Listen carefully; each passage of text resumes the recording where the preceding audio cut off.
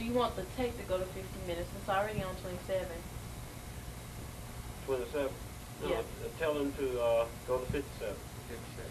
Go to 57. And Yes. tell them let her know at 55 Okay, so her cut it off. Mr. Gill, Let Mr. Yeah. Gill this know means wrap it up. 55. Okay, when you're on a mic, everything comes up. So Excuse me? and you're gonna be on. Okay, you're gonna be on the air. Look. Okay. So when don't say like the cameraman or trying to tell me something. Just this means Don't. wrap up. And if you don't know what it means, Have the master up at all times. okay, this means wrap up. Okay. This number is 2 minutes, 1 minute. Okay. And that's about it. That's all about you need to know. Okay, very good. Right there. This one. Okay, hold Still on. getting whoever talking? Are you doing your focusing manually? Mhm. Oh, okay. Is that it? Yeah. Is that what you wanted? Yeah.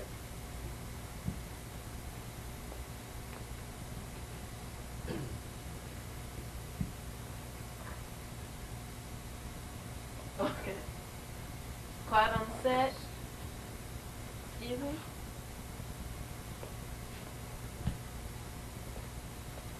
No. No.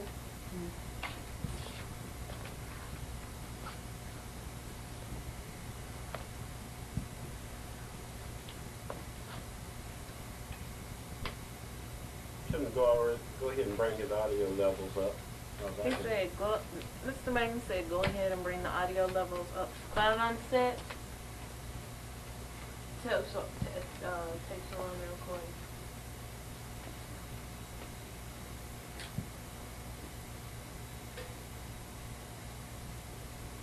Okay, going into our next phase of the program, I would be somewhat remiss if I did not thank the Guilford County School System. All of the information that I called or requested on behalf of the committee coming onto the program, I did receive, and all of the people that I had occasion to talk with on the phone, they got information right to me, and other information will be coming by way of the media that has been already promised by way of the newspapers.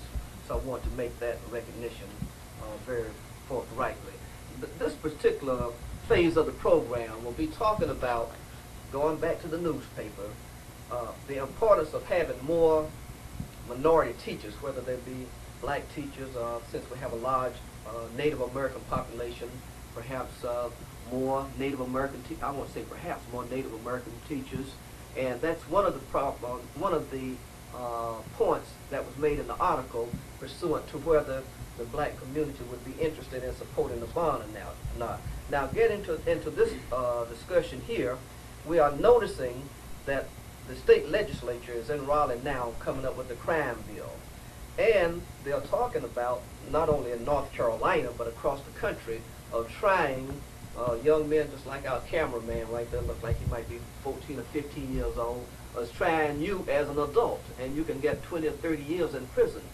Now, we think that from the committee that a lot of this can be, we can placate a lot of this if we have more black male role models or Native American role models or more white males in the school system. How would you refer to that? I know this doesn't have anything to do with the budget and all of that, so we want to include the two entities, but you understand exactly. What would you think would, how could be, speaking for yourself, not for the school system, do you see that a need, is a great need to have more males in the schools? And I don't think that anyone denies the need for more role models. I think it's in terms of role models today, there may not be as many out there as there were when I was growing up. From the standpoint of the school system, I think they recognize the need to provide role models to students. One of the ways they're attempting to accomplish something of this nature is the Lunch Buddy program.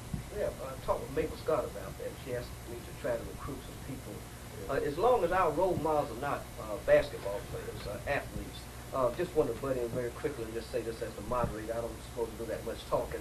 I had an opportunity to read some information some few weeks ago all of our young males see on TV. I'm glad these fellas down here don't have basketballs and the young ladies running around with the basketball. They have cameras doing the whole production here. In excess of 30 or 35,000 slam dunkers come out of school every year. A lot of them don't speak very well. I want to ask you a question. I want to go with you and with you. My mama, she. And after many of them don't finish school, however, out of that 30 or 35,000 slam dunkers, great shooters and all of that, only the NBA is only going to take 30 or 35 players. So that's why we're saying we need to get more of us in the school system, and that can help to not delay, but that can help to help rectify a lot of this by our young boys having a strong role model there. They're going to relate, I hate the word relate, they're going to look at that man, strong image of a male a lot more carefully than they would the ladies sometimes, especially in your middle school areas. David, let me ask you, David, speaking along that line, I know you're very interested. You're in the legal profession, and you probably are more cognizant of that than any of us at the table, seeing how many people come through and being incarcerated. Do you have any ideas or suggestions? We got to go beyond, I think, just the nuts and bolts of what the regulations say. A good example, and I'll be finished here, a good example, I read Raspberry's article in the paper this morning, how they had all boys schools up in Chicago, and the youngsters increased their grades tremendously. But one of the organizations came in and said, we can't do that. That's not legal to do that. But it's not legal to help the kid, but he ends up going to prison.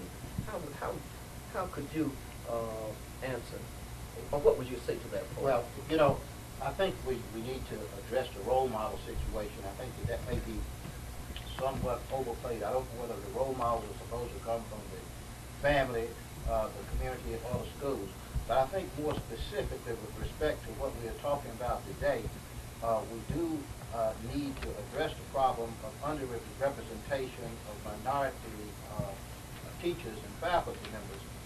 And I think that when we look at a situation where the representative from the school board, possibly an Freudian slip, indicates that we have the lunch buddy program. You know, the lunch buddy program means that the school system does not think that it's important enough to invest any money in it. You have to pay teachers. And we throw our money where our priorities are. And if we are truly interested in young men and young women getting positive role models and getting teachers who are interested in their welfare and motivating them, then we'll do a much more effective and comprehensive job in trying to go out and recruit these teachers. Now, what I understand happens is you may have a school like Montgomery County will come down here talking to the A&T students before they graduate, and they'll come with a contract. The Guilford County School System, knowing that this is the case, will go and give a person an application. Well, of course, the kid is going to take the job. He's not going to just give an application. Now, of course, this problem can be addressed. Where there is a will, there is a way. But I think that what we have here is that there is no will. And of course, then they can say, well, no black kids applied. They took jobs that people offered them. And I just think that what we have here is a lack of commitment. And, you know, we just have dealing with a group of people that have proven that they are not sincere and that they are not trustworthy. David, I'm sorry, Ted, did you want to make a comment along the line of getting people out that our young people can emulate and get away from the all negative roads that a lot of our young people, not just any specific race, but our young people in general. We just don't want to racialize it if that's a... Well, I sort of agree that the role model concept is overemphasized anyway. First of all, the whole role model I consider to be an arithmetic solution to a geometric problem. We're losing kids by the thousands. And you remember even when we were in the segregated schools and we had role models that were all black images, you may have a classroom of 30 or 40 kids, and there may be 2 or 3 that decide, I want to be like Mr. Coburn or Mr. Rainbow or some of the people who I had, Mr. Rainbow, who I had teaching me. But at the same time, what we're talking about is systematically the school system and the structure and the curriculum and all this stuff is turning these kids off, so we lose them by the thousands, and we're trying to save them by the 2s and 3s. I think we need a systematic approach to get these kids re-involved. And this is one of the reasons why setting up relay was important. And I don't want people to think that you can separate this thing when we talk about the amount of money that was spent with minority firms in the school system, because if you're looking at if the school system were a corporation, almost $100 million in goods and services is a significant number, particularly when all citizens of Guilford County, black and white, have to pay tax dollars. It's not like when we want to boycott, say, a soft drink company or something, and you say, well, they're not hiring blacks, they're not participating, so we won't drink their product. We'll go somewhere else. You don't have that choice when you're paying taxes. And for the school system, or any school system, or any municipality to take school bond money and to take taxes and to spend it over unilaterally with one portion of the community and neglect the other is ludicrous. And it's immoral, and it should be illegal if it's not. And I think that when you weigh that impact, people start looking, well, they just talking about spending the money. They're still not talking about the kids. But it does have an impact on the kids. Because when you hire, and I know the emphasis has been on hiring more minority teachers, but if you hire one or two minority administrators and give them $100,000 a year, you have impacted that one minority family. He or she can move their family out of crime-infested neighborhoods into a nice neighborhood. But when you do contractual work with minority firms, you have impacted as many as 10, 20 families. So I think the school system is derelict in its duty when it does not deal with minority firms. And that's why it's so important to not just look at figures and say, well, they only spent 10% with minority firms or 25%. You know, they need a factual, and as the state requires, verifiable way of saying how much business they're doing with minorities. That's just easy way out to say that the software, you know, we're in the computer age now where you can call stuff down from the moon. That the software is not sufficient to allow us to keep track of how much business we're doing with minorities. Even if you go back to paper and pencil, you buy a product, a good and service at what price? You buy $1,200 fax machine from who? You know, was that a minority firm? $1 to a dime, it wasn't. It was probably somebody who knew somebody. Let's use this rationale, if we can employ this rationale, starting with the school bond referendum coming up. I want to direct this to you, Bundy. What do you see, or would it be advisable from your standpoint that since the schools are saying that they are going to spread, or here's going back to the paper, going to spread the business around and all of that? They like to spread it around. The point that I'm making is it's going to be incumbent upon all these business people to really want to see what is being done step by step.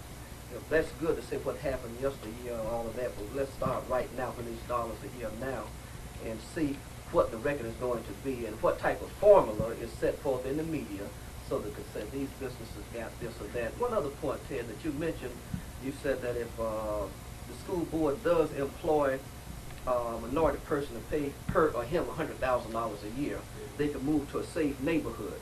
But speaking retrogressively and into the future, there will be no safe neighborhoods. Mm-hmm. Let's say 2 or 3 days ago, no, yesterday I think I saw, many of you probably saw this on CNN News, out in Houston and Dallas, people are following these very, very, very wealthy people home, driving their Porsche and all these BMWs and all of that, and robbing them and shooting them in the driveway. We can see that spreading because we're out in the streets and moving around, so there won't be any hiding place, a safe place. So it's really very important from the people who are controlling these type of entities to really bring all of our young people along. It's hard to be mad or angry if you have prepared yourself where you can have a salary in this type. Well, I'm glad you tied it back into the young people, because that's what we're talking about as opposed to the purchasing dollar. Even in community-based organizations and trying to work with the school system, there has been no contact. For instance, the kids that have been suspended long term. I think the anticipated number of this zero weapons tolerance policy was that they would affect 20, maybe 25 kids, have to suspend them, and then the rest of the kids would realize that, hey, they're not going to tolerate us bringing weapons on campus, and therefore they wouldn't bring any. But what has happened has been the reverse. A lot of kids are bringing even penknives to school in hopes of being expelled for Well, the year. about 7, I saw in the paper this Yeah. morning. As a matter of fact, Ted, I got excited here as the moderator. I'm supposed to listen more than talk, but this, all of the community out there read this We got themselves. 180, right? Yeah, that's right. I called 180 between kids. 160 and 180. Now, Out in the we want to street. tell how we got this information. That's very important for this program, so we're not up here just talking to be talking. Did call Captain Seafreeze. Is that Cypress. Cypress. Okay, thank you, Captain Cypress, this afternoon, and mentioned to him that several people were astounded. You see that in the paper this morning? About 6 or 7 students put out of school in the last couple of days, and I did ask the question. Astounded that the figure is between 160 and 180 students have been expelled this year from the schools. I don't know if that's long term. So The unfortunate thing is that that's not a high priority in the school system. But, you know, we did have an Well, you say option. that's- We had expelling. we had the recovery of these students was not a high priority because we had an optional school, and then of course we closed that. And now some kids are given home-based instruction and some are given none at all. And it just shows our priorities. You know, getting back to how does this impact on the bond issue? Should we accept the promises of people who, and what we're dealing with, you know, to be realistic, is the same people who came to Africa thousands of years ago and told us that they, in the name of Christianity, they were going to save our souls. But save our souls in reality came to stealing our land and disrespecting our women and enslaving our children. What we have to do, we can't accept anything on faith. You know, what we have to do when we start dealing with these issues, and when we put the issue on, we have as our objectives and as our agenda the employment of more black teachers, and maybe we should set our own goal. And until that we see performance, then of course there should be no more payment in advance. What we have done when we voted as a community to support the school merger, we thought that that was going to be some improvement. They told us the taxes weren't going to be raised. Of course, that was not true. But what we did, we wrote a blank check. Then, of course, there was some controversy about the school superintendent. And, you know, we were not going to get a black superintendent once you write them a blank check, and we are outnumbered. Well, out of 11, we have 3. But the vote is always going to be 6-5, because we have something called designated liberals. If they got a vote to waste, that vote's going to vote with us. But the results are still going to be the same. And what you're dealing with is sometimes the politics of perception. And we're dealing with, people who are very, very sophisticated. And, you know, it just gives me to go back to the old analogy of the snake. You know, you got 2 kinds of snakes. You got a rattlesnake that, you know, we think is just a very unsavory type of character. But one thing about a rattlesnake, before he strikes you, he will warn you. He gives you a notice. But then they got that plain old snake that'll crawl up and strike you behind your back. And that's what we're dealing with. And until we learn and develop some snake detection capabilities, we're going to continue to have some problems. Well, Earl, let's go back to the students again. I don't think we can talk enough about the impact on our young people. well, we're talking. Ted, let me say this. What we're really talking about is saving America. Mhm. It's not getting any better. Mhm. We're talking about saving America, and I think the 4 of us sitting here at the table and all the community And the question and our is, saving America. will $198 million, or the sum total of 500 some odd million, or 1.2 million in the case of Kansas City, do that? 1.2 billion. 1.2 billion, excuse me, in Kansas City do that. And I think it's clear that that alone will not do that. And I think that what we're saying here, and even though it's not Mr. Bundy's area, I'm sure he will agree, that what we're talking about, if you look at the products of who's sitting here at this table, we were probably from segregated, inferior, materialistically wise schools. And yet, because of the caring and the nurturing of the teachers that we had, I think we can articulate quite well. We can certainly look at the 3 of you and look at how successful you are. And I think that speaks for what we had, because, first of all, you had the human element And that's severely missing from our school system. But in addition to that, how do you get that human element, even if it's not in the form of teachers in the school system, when you have programs like Relay, like Dream Builders, like Applied Youth Development, when you have programs like Black Child Development, all these programs that are orchestrated and designed by blacks in the community, community-based organizations to work with black kids, and then when you expel 180 kids, the majority of whom are black, and none of these programs are contacted in order to work with these kids and continue their development and their education, but instead these kids are placed in other programs at $75,000 or $121,000, and they're paid to deal with these kids. And how effective has it been? Who knows? Who cares? And that's the real question. And I'm saying that if our school system is serious about us working with our kids and our community and the total aspects of not just those 180 who've been suspended, but the entire school population, then they're going to have to quit asking us to support education. And what they mean is just give them bond referendum, blank check, and come to PTA meetings.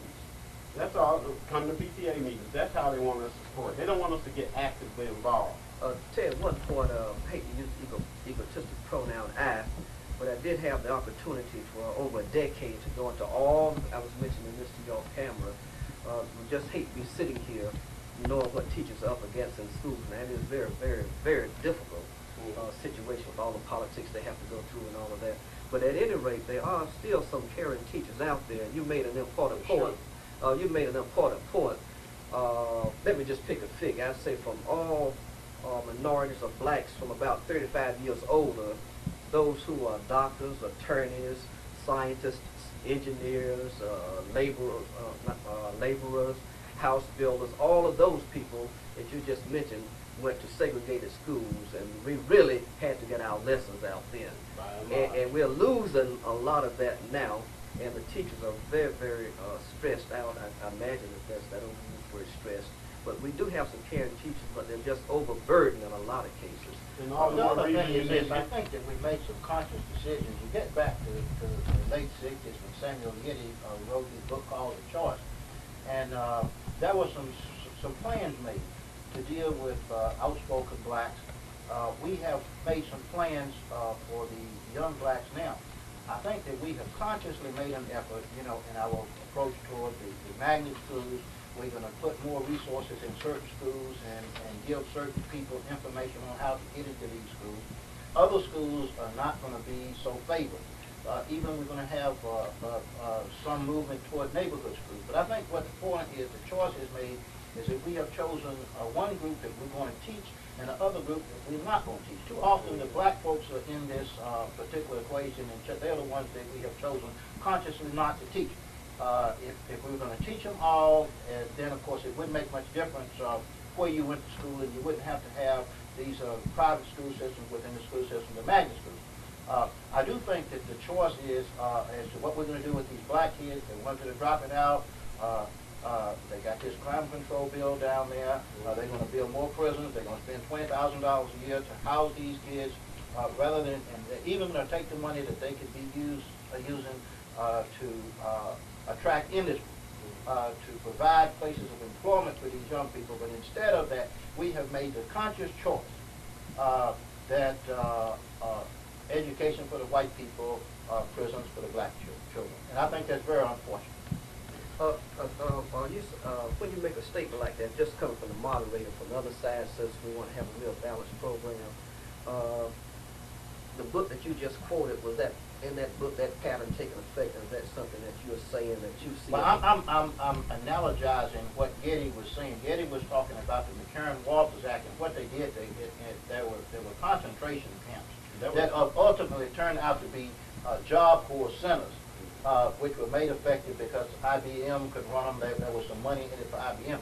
But that was what the plan was, and that was how the civil rights radicals were going to be dealt with if they thought things really got to a point where they didn't want to tolerate it any longer. And that book was some 30 years ago. That's correct. Yeah, and coming very excellent point and sort of frightening point for America.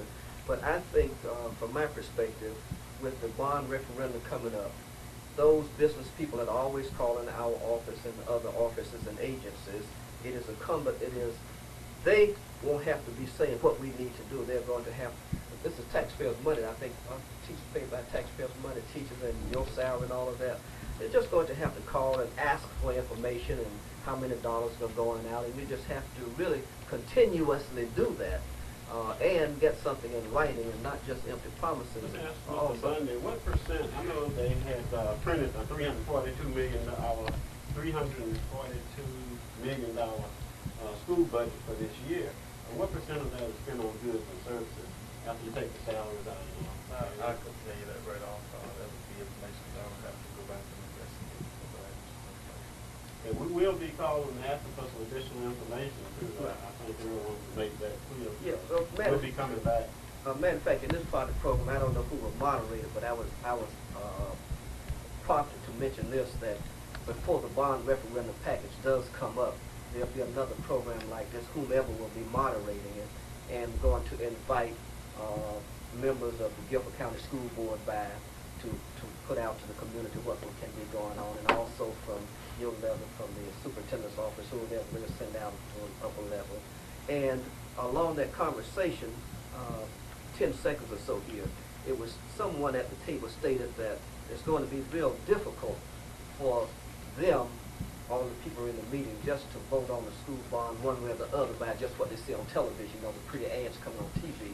They want more of the information, and hopefully we have gotten out some good information this afternoon and given the public, who are always asking for questions, that they must read and keep knowledgeable of what's going on. If they do not do that, the dollar's going to continuously escape, and we need dollars in our communities to employ folk and all of this, and this can help the whole situation. Could I just say that from my point of view, if you read the newspapers and if you listen to some of the presentations, that there seems to be a perception that the system does not want to do business with minority firms. And what I want to try to explain to you is that's not the case. What we're currently doing is we're sending out vendor applications to our entire vendor list simply because we cannot identify which ones are minority, women, or disabled businesses. But that will only update the files in terms of what's currently there. If I could take this opportunity to say, if there are minority vendors out there that would like to participate with the Guilford County School System, you simply just need to contact the purchasing department, 900 English Road. The person in charge in that area is Barbara Dern. The telephone number is area code 910-819-2734.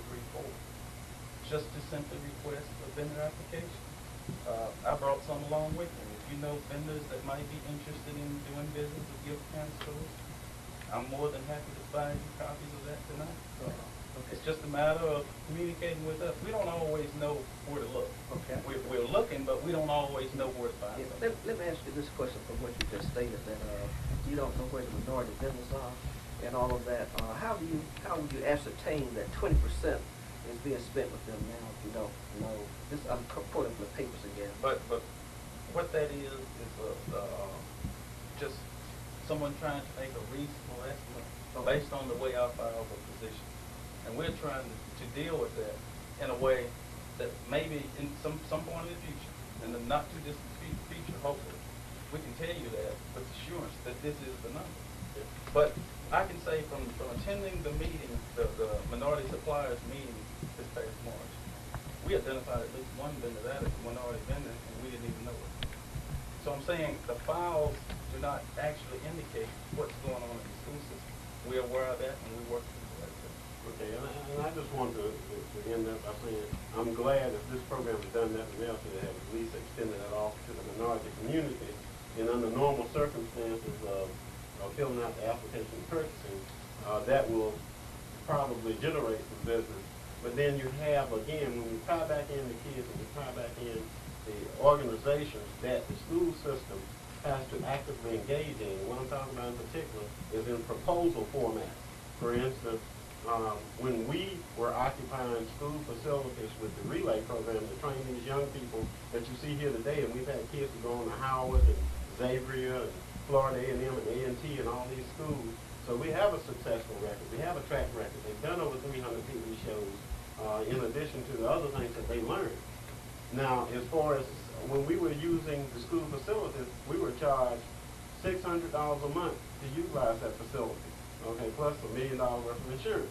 Now, another organization, community-based organization, has come into play, and they're getting the same facility for $1 a year. They're not minority run, and so these kinds of things also tie back into us making the statement that we're concerned that the same type of equity is not extended to the minority community that is extended to the majority community, even if it impacts our kids. We don't have a say so. So how do you get their attention to it?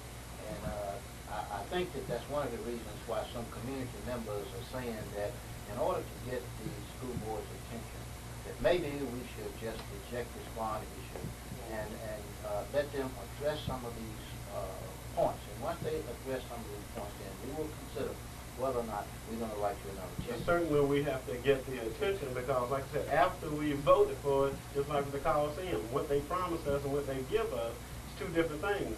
If promises were gold, then the Indians would probably still possess half of this land. But I just want to end by saying, not only does that majority firm occupy this space for $1 a year, but they got a $6 million operating budget. You know, we have never had anywhere near that much. Yeah.